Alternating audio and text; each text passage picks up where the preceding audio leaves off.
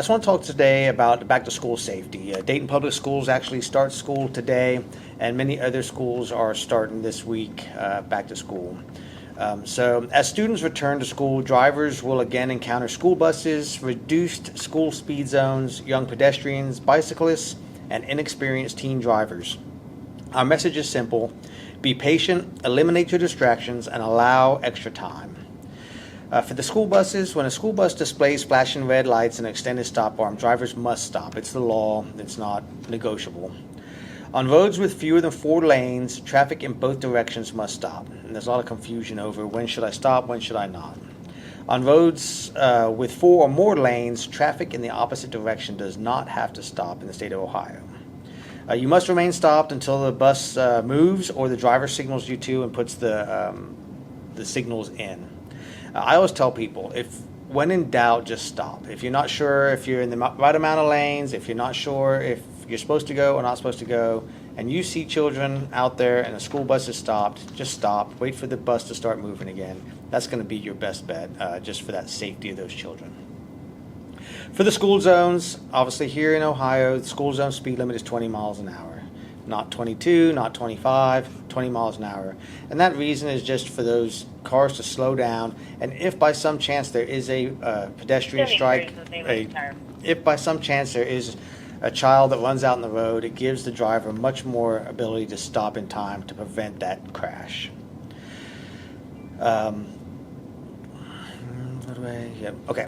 Children. Okay, so child pedestrians. Children will be walking to school. Children will be waiting at the school buses, bus stops, and children don't judge speed and distance the same way adults do.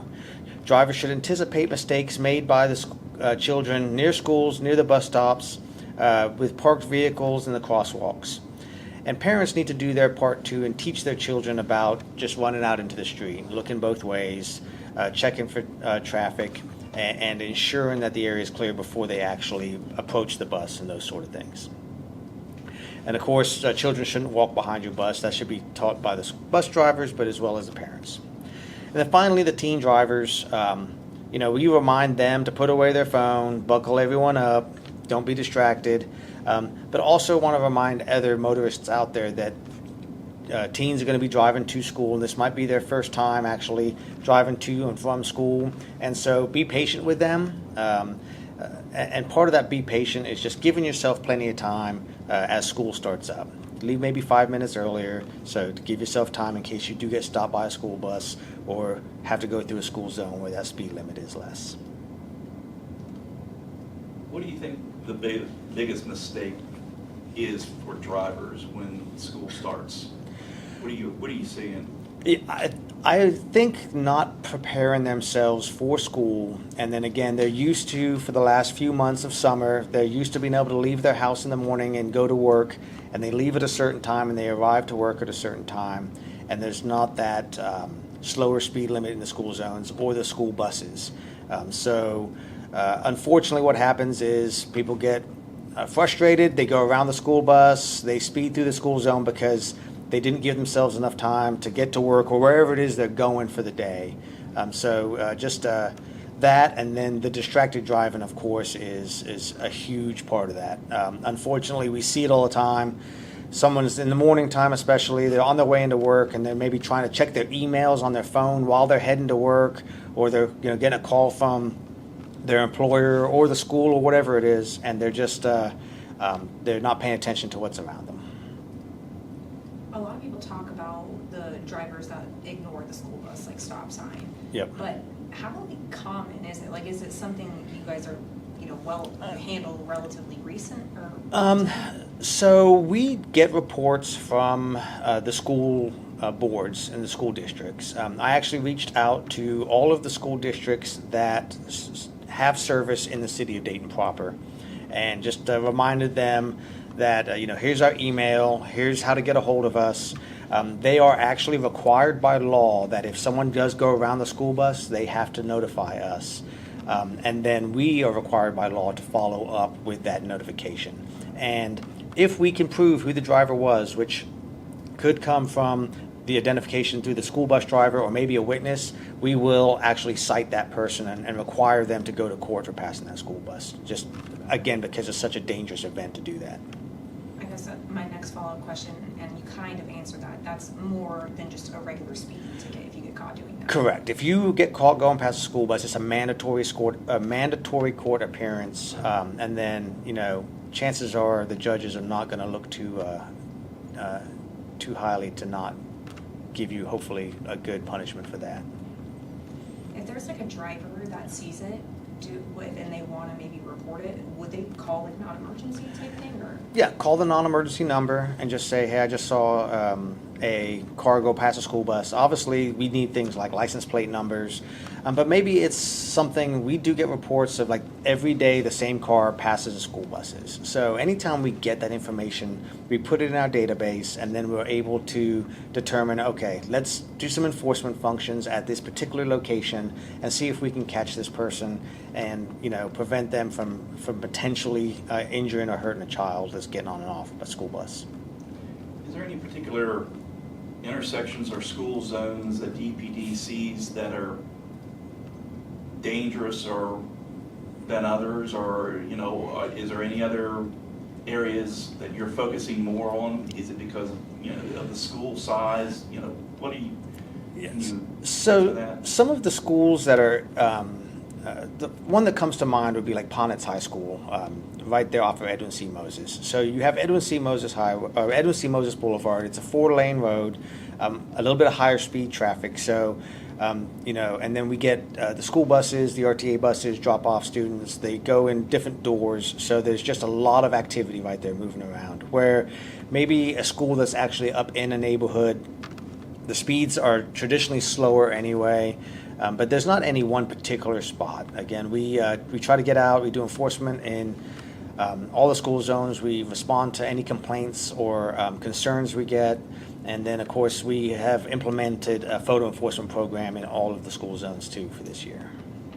Do you have any numbers on the issued citations that were issued last year? I do not. Okay. That's something we can probably gather, though. For just traditional citations? Yeah. Yep. Yeah, that's something that we can probably get for you. Is there any sort of like safety plan for the hub now that DPS students can transport, or? So I don't know of any specific safety plan. Again,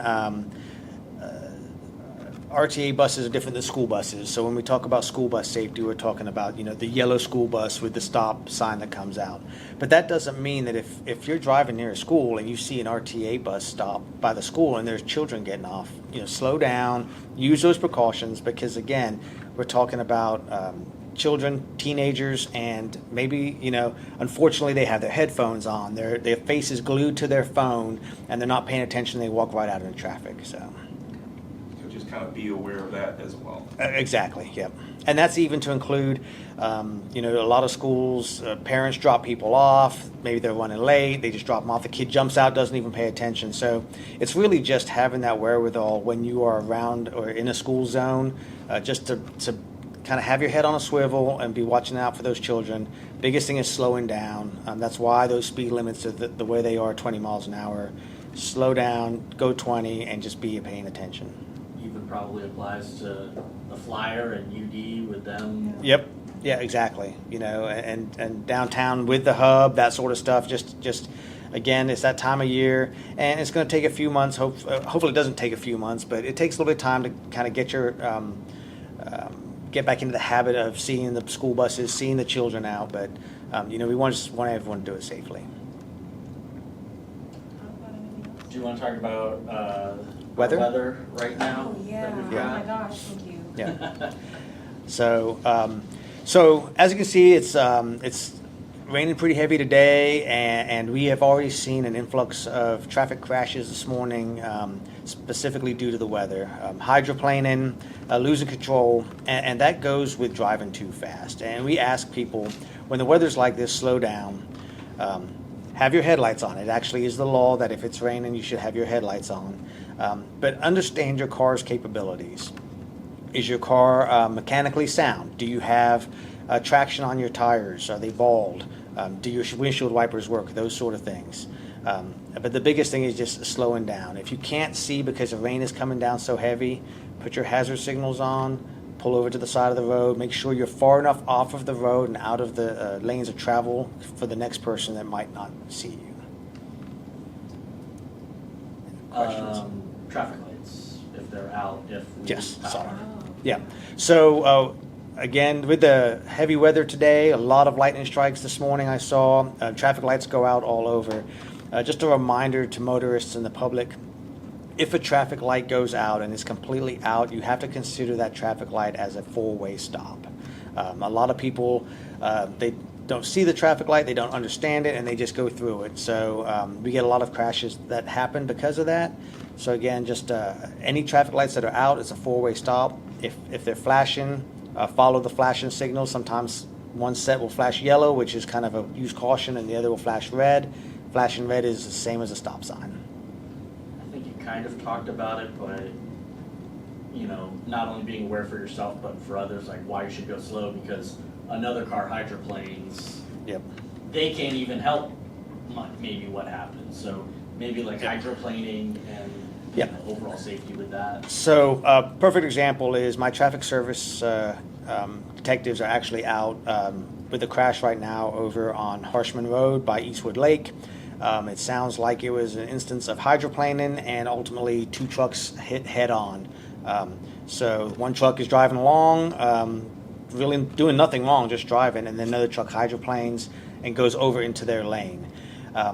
Again, completely under preliminary investigation as to some of the causes, but you know, if you're paying attention, you're going slower, hopefully you can react in time to that other vehicle that might be crashing or hydroplaning in front of you.